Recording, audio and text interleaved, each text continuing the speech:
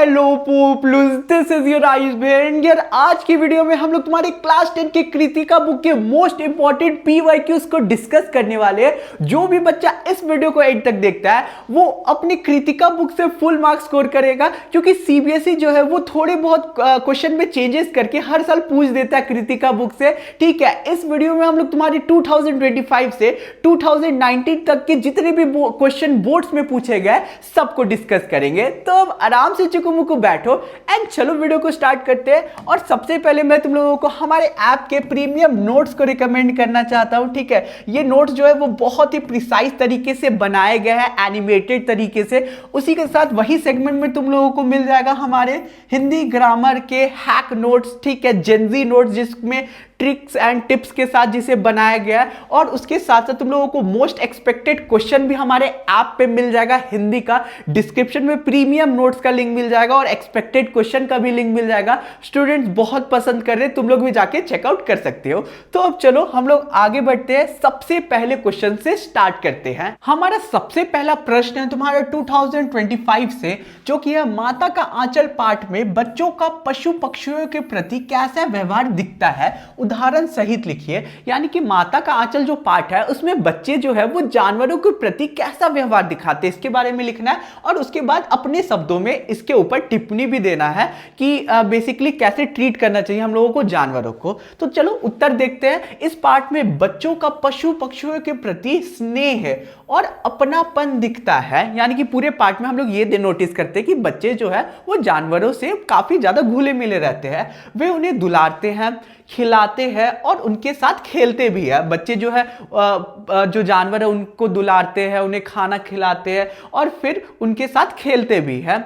जो बच्चे हैं वो चिड़िया को दाना डालते हैं, है ना, दाना डालते। तुमने देखा होगा कि भोलानाथ जो है अपने पिताजी के कंधे में जाकर जो मछलियों को है वो खाना खिलाने भी जाता था। तो इससे पता चलता है कि जानवरों के साथ इस पाठ में अच्छा व्यवहार दिखाया गया है और गाय बछड़े से वो प्यार करते थे। अगर खुद का टिप्पणी तुम लोगों को यहाँ पे मांगा जाए तो तुम लोग भी लिख सकते हो कि हम लोगों को जानवर के साथ बहुत अच्छे तरीके से व्यवहार करना चाहिए, उन्हें खाना खिलाना चाहिए, उन्हें दुलारना चाहिए। तो ये सारी चीजें अपने मन से भी लिख सकते हो। तुम्हारे कृतिका बुक में ना जनरली तुम लोगों का वैल्यू बेस्ड क्वेश्चन आता है कि तुम लोगों को पाठ का आधा चीज बोल देगा बताने और तुम्हारा खुद का उसके प्रति विचार भी लिखने बोल दिया जाएगा। तो ऐसा क्वेश्चन पूछा जाता है। नेक्स्ट क्वेश्चन क्या है? पत्थर तोड़ती मजदूर पहाड़ी महिलाओं के भीतर जीवन का उल्लास था।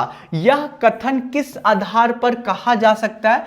उन स्त्रियों और उनकी जीवन स्थितियों का वर्णन करते हुए बताइए कि आप उनसे क्या सीख सकते हैं। मतलब कि तुम्हें याद होगा कि साना साना हाथ जोड़ी पार्ट में क्या होता है, वहां पे पहाड़ी औरतों को दिखाया जाता है जो कि हाथ से, जो कि कुल्हाड़ी से पत्थर तोड़ रही होती है और रास्ता बना रही होती है। तो उसके प्रति तुम लोगों को लिखना है यहाँ पे कि तुम उनसे क्या सीख सकते हो। तो यहाँ पे सिंपली से तुम लोग उत्तर दे सकते हो ऐसे कि पहाड़ी मजदूर महिलाओं का जीवन कठिन होते हुए भी उत्साह से भरा था। यानी कि वो बहुत ही ज्यादा उत्साहित दिख रही थी अपने काम को करते हुए। वे कड़ी मेहनत करती थी, वो बहुत मेहनत से पत्थरों को तोड़ रही थी, फिर भी चेहरे पर मुस्कान था उनका। वो पीछे अपने बच्चों को भी टांगी हुई थी और पत्थर तोड़ रही थी, और वो तोड़ते तोड़ते ऐसा भी नहीं है कि बहुत ज्यादा फ्रस्ट्रेटेड थी, वो मुस्कुरा भी रही थी। गरीबी और कठिनाइयों के बावजूद वे हार नहीं मानती है। पहाड़ी औरतें की लाइफ में बहुत ज्यादा दिक्कत थी, फिर भी वो हार नहीं मानती थी। ठीक है, उनके जीवन से हम परिश्रम, धैर्य और आत्मविश्वास की सीख मिलती है। यानी कि हम लोग उनसे सीख सकते हैं कि जीवन में धैर्य रखना चाहिए, परिश्रम करना चाहिए, हार्ड वर्क करना चाहिए। ठीक है, आगे क्या लिखा हुआ है? हमें भी मुश्किल परिस्थितियों से साहस और सकारात्मक सोच रखनी चाहिए। यानी कि कभी भी हमारे जीवन में बहुत डिफिकल्ट सिचुएशन भी आए तो हम लोगों को बेसिकली हार्ड वर्क करते रहना चाहिए और अपना काम करते रहना चाहिए, हार नहीं मानना चाहिए। चलो नेक्स्ट क्वेश्चन को देख लेते हैं जो कि तुम्हारे स्क्रीन पे है ना। मैं क्यों लिखता हूं पाठ के आधार पर प्रत्यक्ष अनुभव और अनुभूति का अंतर स्पष्ट करते हुए बताइए कि अगर आप कभी लेखन के क्षेत्र में गए तो दोनों में से किसे महत्व देंगे और क्यों। यहां पे हम लोगों को यह बोला जा रहा है कि अनुभव और अनुभूति दोनों में से सबसे इंपॉर्टेंट कौन सा है, और अगर तुम बाय चांस एक लेखक बनते हो तो किसे वैल्यू ज्यादा दोगे, ये पूछा जा रहा है। तो अनुभव क्या होता है? अनुभव बेसिकली कुछ चीज तुम एक्सपीरियंस करते हो, कोई घटना तुम्हारे सामने होती है तो उसे अनुभव बोलते हैं, है ना। और अनुभूति क्या होता है? उस अनुभव से जो फीलिंग जनरेट होती है उसे हम लोग अनुभूति बोलते हैं। तो बेसिकली तुम लोग अनुभव को ऊपर रखोगे कि अनुभूति को ऊपर रखोगे? तो यहां पे सिंपली से तुम लोग लिख सकते हो कि अगर मैं लेखक बनता हूं तो मैं अनुभूति को ऊपर रखूंगा, क्योंकि अनुभूति से ही इनर फीलिंग जनरेट होती है और अंदर का भाव जनरेट होगा, तभी एक अच्छा लेख निकल के आ सकते हैं, एक अच्छा कविता, एक अच्छी कहानी बन सकती है। तो यही चीज तुम लोगों को यहां पे लिख देना है, और लिखा भी यही हुआ है। ठीक है, आगे बढ़ते हमारे अनएंडिंग एजुकेशन ऐप में जाके तुम लोग याद से तुम लोग परचेज कर सकते हो नोट्स को। और हाँ, ये जो फ्री नोट्स है हमारा PYQs का, ये तुम्हें टेलीग्राम ग्रुप पे मिल जाएगा, डिस्क्रिप्शन में लिंक गिवन है, ज्वाइन कर लेना।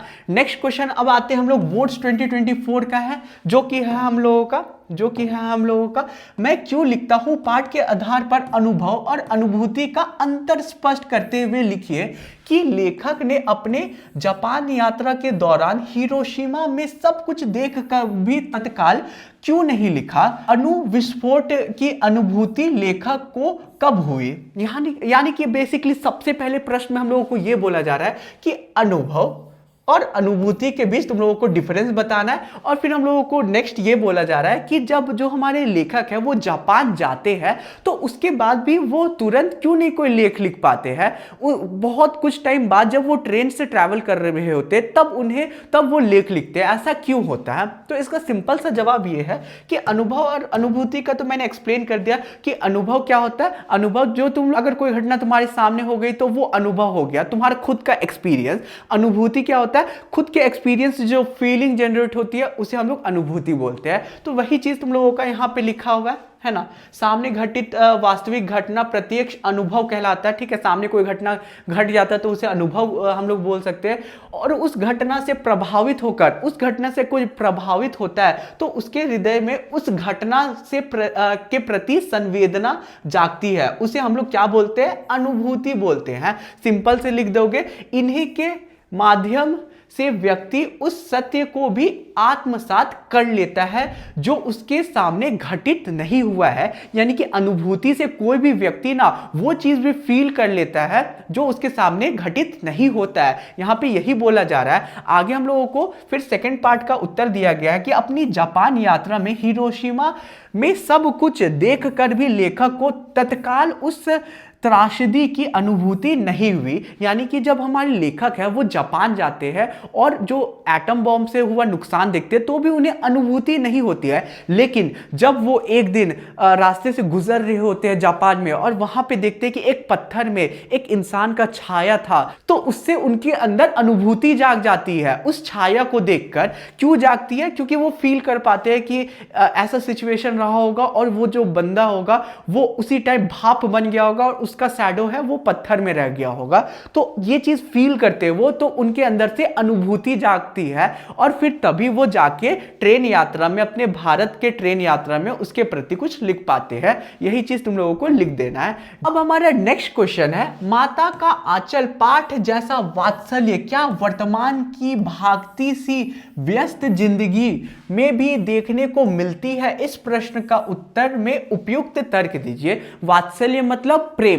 तो क्या आज के समय में भी बच्चा और माता पिता के बीच वही प्रेम देखने को मिलता है जो हम लोग माता का आंचल पाठ में बेसिकली हम लोगों को देखने को मिला था? ये हम लोगों को यहां पे पूछा जा रहा है। तो सिंपली से लिख सकते हो कि आजकल के जिंदगी में ऐसा प्रेम हम लोगों को देखने को नहीं मिलता है, क्योंकि माता और पिता जो है अब वो अपने काम में इतने ज्यादा व्यस्त हो जाते हैं कि उनके पास बच्चे के लिए टाइम नहीं होता है। और पहले के जीवन में, पहले के समय में होता यह था कि माता और पिता जो है वो बच्चे के साथ अच्छा समय व्यतीत करते थे, इसलिए वो लोग क्लोज रहते थे। लेकिन आज के समय में उतना समय होता नहीं है कि पिता के पास कि वो बच्चे के साथ टाइम स्पेंड कर पाए। माता भी अपने पूरे घर के काम में व्यस्त होती है, कभी कभी वो जॉब भी करते रहती है, तो उस केस में भी वो ज्यादा समय नहीं व्यतीत कर पाती है। फिर बच्चा जो है वो बड़ा हो जाता है, फिर प्राइमरी स्कूल चला जाता है और उसके बाद वो अपने पढ़ाई में ही इतना उलझ जाता है कि जो माता पिता है और बच्चा है आज के समय में उतना क्लोज नहीं आ पाते हैं, ठीक है।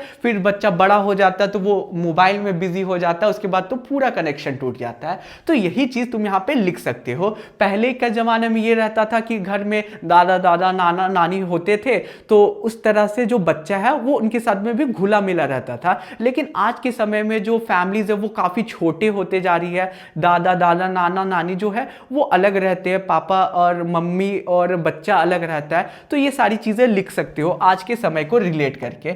नेक्स्ट क्वेश्चन पे चलते हैं, जो कि हम लोगों का बॉर्डर एरिया में छावनी पर we give our today for your tomorrow को पढ़कर लेखिका का मन उदास क्यों हो गया, साना साना हाथ जोड़ी पाठ के आधार पर लिखिए। तो इसका सिंपल सा उत्तर यह है कि जब हमारी जो लेखिका है ना वो जाती है सिक्किम, यानी कि सिक्किम की राजधानी गैंगटॉक जब जाती है घूमने, तो वहां पे वो एक क्षेत्र दिखती है जहां पे एक बोर्ड में लिखा रहता है we give our today for your tomorrow. ये चीज देखती है ना, तो जो हमारी लेखिका होती है वो बहुत उदास हो जाती है, क्योंकि उसे याद आ जाता है कि जहां पे लेखिका गई थी ना वहां पे बहुत ठंड थी, माइनस में टेम्परेचर चल रहा था। कोई बंदा 10 मिनट खड़ा होगा तो वो जम जाता था, वहां पेट्रोल के अलावा सारी चीजें जम जाती थी। और इतना यानी कि सिचुएशन खराब होते हुए भी वहां पे हमारे जो जवान है, वहां पे हमारे जो सोल्जर है वो कड़कड़ाटी ठंड में भी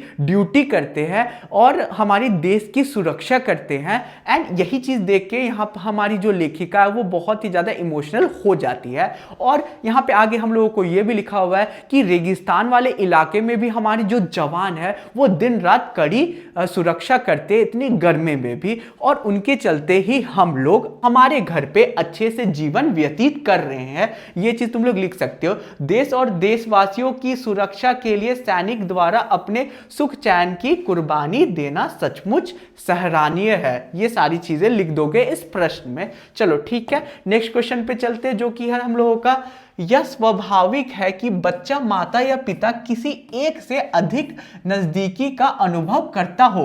माता का आंचल पाठ में भोलानाथ के संदर्भ में इस कथन पर प्रकाश डाले। इसके साथ ही अपने जीवन के अनुभव से इसके पक्ष या विपक्ष में टिप्पणी कीजिए। यहां पे हम लोगों को यह बोला जा रहा है कि यह स्वाभाविक है कि कोई भी बच्चा तो जो है वो या तो पिता के ज्यादा करीब रहेगा या माता के ज्यादा करीब रहेगा, दोनों को इक्वली प्रेम नहीं कर पाता है। कोई भी बच्चा हो, चाहे तुम हो, चाहे मैं हो, चाहे कोई भी बच्चा हो, तो उसी के संदर्भ में यहां लिखने के लिए बोला जा रहा है और बोला जा रहा है कि अपना अनुभव, अपना जो है इस पे टिप्पणी दीजिए। तो देखो यार, सिंपली से तुम लोग स्टार्टिंग में ये लिख दोगे कि जो हमारा भोलानाथ था वो अपने पिताजी से काफी ज्यादा करीब था, है ना, करीब था। वो उसके साथ नहाता था, अपने पिता के साथ पूजा करता था, उनके कंधे पे बैठकर नदी जाता था, ठीक है। तो ये सारी इंसिडेंट लिख दोगे। सारा टाइम वो अपने पिता के साथ रहता था, लेकिन जब डर का आभास होता है तो बच्चा कहां जाता है, माता के आंचल पे जाता है। तो हम लोग यहां पे क्लियरली देख सकते हैं कि जो बच्चा है वो किसके करीब है, पिताजी के करीब है। अपना टिप्पणी तुम लोग दे सकते हो कि तुम लोग किसके करीब हो। तुम लोग इजिली लिख सकते हो कि तुम जो है माता के करीब हो, है ना। अगर मैं अपना बात बोलूं तो मैं लिख दूंगा कि मैं माता के अपने बहुत ज्यादा करीब हूं, क्योंकि मैं उनसे सारी बातें शेयर कर पाता हूं जो कि पिता से नहीं कर पाता। मेरे पिताजी पूरे दिन काम में व्यस्त रहते हैं, लेकिन मुझे जो भी बात करनी रहती है वो मैं माता से बोल देता हूं। और फिर अगर सपोज करते हैं तुम भी अगर अपने पे लेके देखो, कोई चीज तुम्हें खरीदना है, तो क्या तुम लोग अपने पापा से जाके डायरेक्ट बोलोगे? हो सकता है बहुत कोई पापा से भी करीब है, लेकिन मैं जाऊंगा तो मम्मी को बोलूंगा, ठीक है। तो वही चीज यहाँ पे लिखा हुआ है ना। अपने तुम लोगों का टिप्पणी दे देना कि अपने जीवन में तुम लोग किसके करीब हो। चलो हो गया, चलो आगे चलते हैं। देखो तुम्हारी जो कृतिका है ना उसमें वैल्यू बेस्ड क्वेश्चन आता है, मतलब कि तुम लोगों को पाठ का भी दे देगा आधा चीज कि इस पाठ को लेके तुम लोग अपना टिप्पणी दो, समझ रहे हो, वैल्यू बेस्ड क्वेश्चन। तो वही चीज अपने वर्ड्स में ही तुम लोगों को मोस्ट ऑफ द चीजें लिखनी रहती है। आधा तुम लोगों को चैप्टर के बारे में लिख देना, आधा अपना तुम लोगों को टिप्पणी देना है। नेक्स्ट क्वेश्चन देख लेते हैं, जो कि हम लोगों का कृतिकार की ईमानदारी से आप क्या समझते हैं? मैं क्यों लिखता हूं कि लेखक ने इस ईमानदारी के समक्ष किस तरह की लेखकीय विशेषताओं का उल्लेख किया है ना। यहाँ पे क्या बोला जा रहा है, अच्छे से समझने की कोशिश करो कि कृतिकार की ईमानदारी में आप क्या समझते हो। यानी कि कोई भी कृतिकार, कोई भी लेखक, कवि जो होता है उसकी ईमानदारी से तुम क्या समझते हो, ठीक है। मैं क्यों लिखता हूँ इस पार्ट के अकॉर्डिंग तुम लोगों को लिखना है। और फिर आगे हम लोगों को ये बोला गया ईमानदारी के समक्ष किस तरह की लेखकीय विशेषताओं का उल्लेख किया गया है। तो विशेषता कहाँ है, विशेषता यहाँ पे ईमानदारी से लेके यहाँ तक हम लोगों का सेकंड पार्ट है, उससे पहले हम लोगों का फर्स्ट पार्ट है। क्या है उत्तर देख लेते हैं। अज्ञेय जी के अनुसार आंतरिक अनुभूति की व्यवस्था से मुक्ति पाने हेतु लिखा गया लेखन ही सच्चा लेखन कृति कहलाता है। मतलब कि अगर तुम्हारे अंदर कोई फीलिंग है और फीलिंग को अपना तुम लोग कॉपी में उतारते हो तभी वो अच्छा कृति बनेगा। अगर तुम्हारे में कोई भी आइडिया नहीं है, तुम लोग बस अंदर से फील करके कुछ नहीं लिख रहे हो, तो वो असली कृति नहीं है। अगर तुम लोग कोई चीज अनुभव करते हो और उस अनुभव से तुम लोगों के अंदर फीलिंग जनरेट होती है और फिर कुछ लिखते हो, तो वो असली कृति होता है, ठीक है, जिसमें कृतिकार की ईमानदारी अभिव्यक्त होती है। और इससे हम लोगों का कृतिकार का जो ईमानदारी है वो भी अभिव्यक्त होता है। कृतिकार हमेशा अपने सम्मुख ईमानदारी से यह भेद बनाए रखता है कि कौन सा कृति भीतर प्रेरणा का फल है तथा कौन सा लेखन बाहरी दबाव का परिणाम है। बाहरी मतलब बाहर में भी दबाव रहता है कि यार किसी भी लेखक को पैसा चाहिए तो पैसा के लिए वो लिख देता है, या फिर संपादक का दबाव रहता है, तो जो कृतिकार होता है वो इस दबाव में भी कोई भी कृति लिख देता है। लेकिन जो कृतिकार है उसे क्यों लिखना चाहिए, कृति कैसे लिखना चाहिए, कृति वो सच्चा कृतिकार तभी कहलाएगा जब वो अपने अंदर के फीलिंग्स को कॉपी में उतारेगा, ठीक है, समझ गए, यही सारी चीजें लिख देना। चलो आगे बढ़ते हैं, जो कि हम लोगों का साना साना हाथ जोड़ी कि लेखिका अपनी यात्रा में प्रकृति के प्रति कृतज्ञता व्यक्त करते चलती है। पाठ के किन्हीं दो प्रसंगों का उल्लेख के साथ लिखिए कि अगर आप उस स्थान पर होते तो क्या करते, है ना। यहाँ पे हम लोगों को ये बोला जा रहा है पूरे क्वेश्चन में कि हमारा जो साना साना हाथ जोड़ी पाठ है उसमें लेखिका जो है वो क्या करती है, पूरे पाठ में जो प्रकृति है उसके सौंदर्य के बारे में बताती है कि हाँ यार पहाड़ यहाँ पे ऐसा था, फिर वो बताती कि वो सेवन सिस्टर वाटरफॉल जाती है, वहां जाती है तो वो उसका पानी बहुत ही साफ था।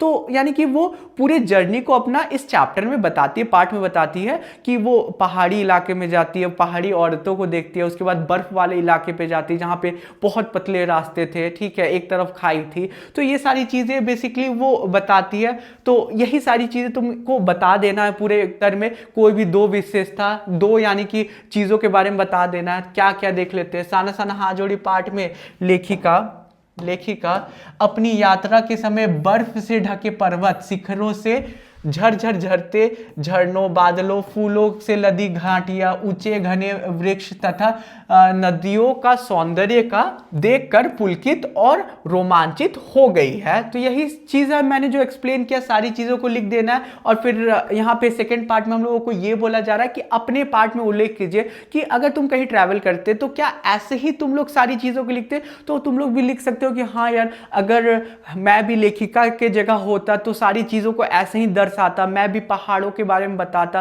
कि कितने ऊंचे ऊंचे पहाड़ थे, नदियों के बारे में बताता कि नदी का पानी कितना शुद्ध था, कितना साफ था, और उसके साथ साथ बड़े बड़े खेतों के बारे में बताता, वहां की औरतों के बारे में बताता। तो यही सारी चीजें इस पे चेप सकते हो, ठीक है, कोई बड़ा आउट ऑफ द बॉक्स चीज नहीं है यहाँ पे। तो अब चलो हम लोग बढ़ते हैं नेक्स्ट टेम्पलेट की तरफ। और हमारा खुद का नया चैनल लॉन्च हो चुका है जिसका नाम है आयुष टेक। इस चैनल पे मैं तुम लोगों को ये बताऊंगा कि YouTube पे तुम लोग कैसे ग्रो कर सकते हो, कैसे सब्सक्राइबर गेन कर सकते हो, ठीक है। बेसिकली मेरे को पता है कि एज अ स्टूडेंट तुम लोग 10th के बाद आगे जाओगे तो तुम लोगों को पैसे की नीड्स होती है, सब चीज में पापा मम्मी को नहीं मांग सकते हो पैसे, तो खुद का अर्निंग स्टार्ट करोगे तो सेल्फ इंडिपेंडेंट बन के खुद का यानी कि कर सकते हो कुछ भी। तो इसलिए इस चैनल में मैं अपने 5-6 साल का एक्सपीरियंस बताऊंगा कि कैसे सोशल मीडिया से तुम अर्न कर सकते हो। तो डिस्क्रिप्शन में लिंक मिल जाएगा इस न्यू चैनल का, जाके सब्सक्राइब करना, क्योंकि 10th के बाद मैं तुम लोगों को सिखाने वाला हूं, हमारा नया जर्नी स्टार्ट होगा, ठीक है, एक नई तरीके से हम लोग जुड़े रह सकते हैं। चलो अब आगे बढ़ते हैं नेक्स्ट क्वेश्चन की तरफ, जो कि हमारा बोर्ड्स 2022 का क्वेश्चन है। क्या क्वेश्चन है देख लेते हैं, है ना।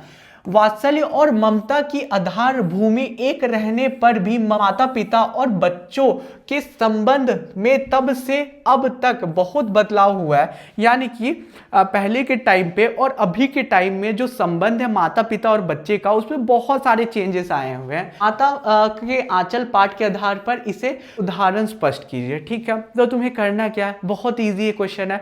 पहले तुम लोगों को बता देना माता का जो आंचल पाठ है उसमें बता देना कि जो हमारा भोलानाथ है वो अपने पिता से कितना कनेक्टेड है, वो अपने माता से कितने कनेक्टेड था। ठीक है, उसके बाद तुम लोगों को आज के टाइम को दर्शा देना कि आज के टाइम पे बच्चे जो है most of the time basically social media पे बिताते हैं, मोबाइल पे बिताते हैं, जिसकी वजह से माता पिता और बच्चे का संबंध आज के टाइम पे उतना स्ट्रांग नहीं है। बच्चा जो है वो खुल के कोई भी चीज माता पिता को नहीं बोल सकता है। तो यही सारी चीजें इस क्वेश्चन में तुम लोगों को बता देना है। पहला पार्ट में क्या बताना है तुम्हें, इस क्वेश्चन में पहला पार्ट में ये बताना है कि पार्ट में क्या क्या कितना क्लोज था भोलानाथ, उसके बारे में बता देना है। और सेकंड पार्ट में अपना आज का सिचुएशन बताना है कि कैसे जो आज के बच्चे हैं वो कितना दूर रहते हैं। चलो नेक्स्ट क्वेश्चन पे चलते हैं, जो कि तुम लोगों का साना साना हाथ जोड़ी पाठ के आधार पर बताइए कि पहाड़ के सौंदर्य पर मंत्रमुग्ध लेखिका पहाड़ों पर किस दृश्य को देखकर क्षुब्ध और परेशान हो उठती है। क्या आपने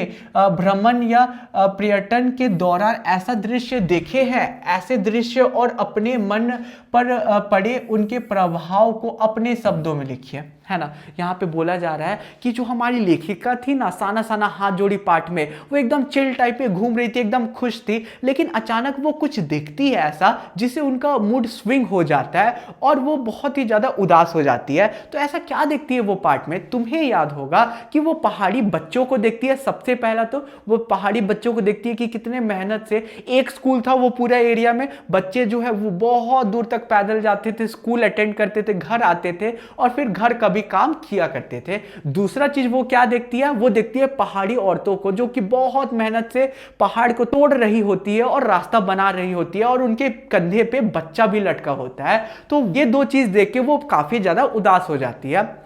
अब अपने शब्दों में बताना कि अगर तुम कहीं जाते ट्रैवल करने तो क्या तुमने भी ऐसा दृश्य देखा है, तो अपने शब्द में लिख सकते हो कि हाँ मैंने एक बार मैं घूमने गया तो वहां पे मैं होटल पे देखता हूँ कि एक छोटा बच्चा काम कर रहा होता है जिसे देख के मुझे बहुत बुरा लगता है। जैसे कि उस आयु में बच्चों को पढ़ना चाहिए और बच्चा जो है वो अपना बचपन छोड़ के जो है कहीं काम कर रहा है, तो ये देख के मेरे को बहुत दुखी फील हुआ उस समय और मेरा मूड बहुत खराब हो गया। तो ये सारी चीजें तुम इसके अंदर लिख सकते हो। बढ़ते हैं नेक्स्ट क्वेश्चन की तरफ जो कि स्क्रीन पे है। तो हमारा जॉर्ज पंचम का जो नाक है ये पार्ट डिलीटेड है सीबीएसई से, बोर्ड्स 2022 में क्वेश्चन आया था। आगे बढ़ते हैं। अब बोर्ड्स 2021 में भी कोई क्वेश्चन नहीं है क्योंकि कोविड का टाइम था, है ना। कोविड के टाइम के चलते हमारे इस चैप्टर से कोई प्रश्न नहीं पूछा गया था। और हाँ यार, तुम्हारे लिए इतना मेहनत करता हूँ तो प्लीज़ सब्सक्राइब कर देना चैनल को, क्योंकि हम लोगों को जल्दी से 800K की फैमिली क्रॉस करना है ना। उसके बाद 1 मिलियन भी पहुँचना है। मेरे लिए बहुत स्पेशल टाइम होगा 1 मिलियन का। तो प्लीज़ अपना थोड़ा सा मेरे को सपोर्ट दे दो, क्योंकि हमारा चैनल कितना अंडररेटेड है। चलो अब हम लोग स्टार्ट करते हैं बोर्ड्स 2020 के पहले क्वेश्चन के साथ, जो कि है भोलानाथ संकट के समय में अपने पिता के पास ना जाकर माता के पास क्यों जाता है? क्यों जाता है बताओ ना। यहाँ पे सिंपल से ये पूछा गया है कि जो मोस्ट ऑफ टाइम में भोलानाथ पिता के साथ व्यतीत करता था, लेकिन जब संकट आता है तो वो दौड़ के कहाँ जाता है? माता के आंचल पे जाके छुपता है। माता के आंचल पाठ के आधार पर स्पष्ट कीजिए। तो सिंपली से लिख देना है कि जो भोलानाथ था वो पिता के बहुत करीब था, उसके साथ ही नहाता था, खेलता था, मोस्ट ऑफ द टाइम बिताता था। और थोड़ा बहुत डिस्क्रिप्शन दे दोगे। उसके बाद नीचे ये लिखोगे कि जब डर लगता है भोलानाथ को, संकट का अभाव होता है उसे, तब वो जाके माता के आंचल में छिप जाता है, क्योंकि वहां पे उसे ममता का भाव महसूस होता है और सुरक्षा वहां पे उसे महसूस होता है, वहां पे उसे सुकून मिलती है, शांति मिलती है, इसलिए वहां जाके वो छिप जाता है। समझ गए? नेक्स्ट प्रश्न को देख लेते हैं, जो कि हम लोगों का ये भी आउट ऑफ द सिलेबस है ना। चलो आगे बढ़ते हैं, जो कि है हम लोगों का 7 सिस्टर्स वाटरफॉल को देख लेखिका ने अपनी भावनाओं को कैसे अभिव्यक्त किया। साना साना हाथ जोड़ी पाठ के आधार पर लिखिए। यानी कि तुम्हें याद है कि जो हमारी लेखिका है उसका जीप जाके एक फॉल पे रुकती है ना, फॉल पे फिर वहां पे जाके वो बैठ जाती है, ठीक है। उस फॉल का नाम था सेवन सिस्टर वाटरफॉल, वहां का पानी बहुत साफ था। तो यही सारी चीजें लिखोगे कि पानी बहुत साफ था, पानी ऊपर से गिर रहा था। जब लेखिका ने पानी में अपना पैर को डाला तो वो एकदम मुग्ध हो गई, वो एकदम शांत हो गई, उसका मन शीतल हो गया, वहां का वायु बहुत साफ था। तो ये सारी चीजें तुम लोगों को लिख देना है और तुम लोगों का आंसर कंप्लीट हो जाएगा, ठीक है। आगे बढ़ते हैं। और ये सारा जो हम लोगों का पीडीएफ है कहां मिलेगा? टेलीग्राम ग्रुप में मिलेगा, लिंक डिस्क्रिप्शन में गिवन है, ज्वाइन कर लेना। और हाँ, मेरे को इंस्टा पे भी फॉलो कर लेना गाइज, ठीक है। नेक्स्ट क्वेश्चन पे चलते हैं। नेक्स्ट क्वेश्चन क्या था गाइज? नेक्स्ट क्वेश्चन था हम लोगों का, ये तो डिलीटेड है, पर ये हम लोगों का नहीं है। अब 2019 में 5 मार्क्स का क्वेश्चन पूछा गया था, जो कि माता का आंचल नामक पाठ में लेखक ने तत्कालीन समाज के पारिवारिक परिवेश का जो चित्रण किया है उसे अपने शब्दों में लिखिए। तो इसमें भी कुछ वैसा नहीं लिखना है, जो चीज मैंने अभी तक एक्सप्लेन करते आ रहा हूं वही चीज यहां लिख देना है। तो कृतिका में यही सीन चलता है कि पूरा जो हम लोगों का क्वेश्चन होता है ना, वो एक ही टाइप में पूछा जाता है, प्रेडिक्टेबल है। बस तुम्हें चैप्टर के बारे में इसमें भी लिख देना कि भोलानाथ अपने पिताजी के बहुत पास था, अपने माता के पास जब उसे डर लगता तब वो चला जाता है। पुराने समय में जो है वो बच्चा और एक माता पिता का रिश्ता बहुत अच्छा था, लेकिन आज के समय में जो परिवार है वो बट के रह गए हैं, है ना। जो परिवार है वो काफ़ी छोटा हो गया, जिसकी वजह से एक बच्चा को अलग अलग जो है यानी कि खुशी नहीं मिल पाता है, ठीक है। वो दादा दादी के साथ नहीं रह पाता, नाना नानी के साथ नहीं रह पाता है। तो वही सारी चीज़ें इस पर तुम लोगों को लिख देना है, दैट्स इट, और कुछ नहीं करना है। आगे बढ़ते हैं। आगे हमारे प्रीमियम नोट्स को जरूर चेकआउट करना यार, हमारी टीम ने बहुत मेहनत से क्रिएट किया है तुम्हारे लिए, है ना। इस नोट्स में तुम लोगों को एनिमेटेड पिक्चर की हेल्प से पूरा का पूरा सारी चीज़ें एक्सप्लेन्ड है, इंपॉर्टेंट क्वेश्चन भी इवन मेंशन्ड है हमारे नोट्स में। और उसके साथ साथ एक ही सेगमेंट में तुम्हें मिल रहा होगा जेनजी ट्रिक वाले ग्रामर के नोट्स, ठीक है। और अलग से तुम लोगों को लेना पड़ेगा मोस्ट एक्सपेक्टेड क्वेश्चन का नोट्स, ठीक है। डिस्क्रिप्शन में लिंक मिल जाएगा, जाके जरूर चेकआउट करना। और हमारे नए चैनल जिसका नाम है आयुष टेक, सब्सक्राइब कर देना, ताकि वहाँ पे मैं तुम लोगों को ये सिखा सकूँ कि कैसे तुम लोग अर्निंग कर सकते हो एज अ टीनेजर, ठीक है। तो अभी यार मिलते हैं नेक्स्ट वीडियो में। होप सो मेरा एफर्ट पसंद आएगा। लाइक कर देना वीडियो को, सब्सक्राइब कर देना चैनल को। Bye bye.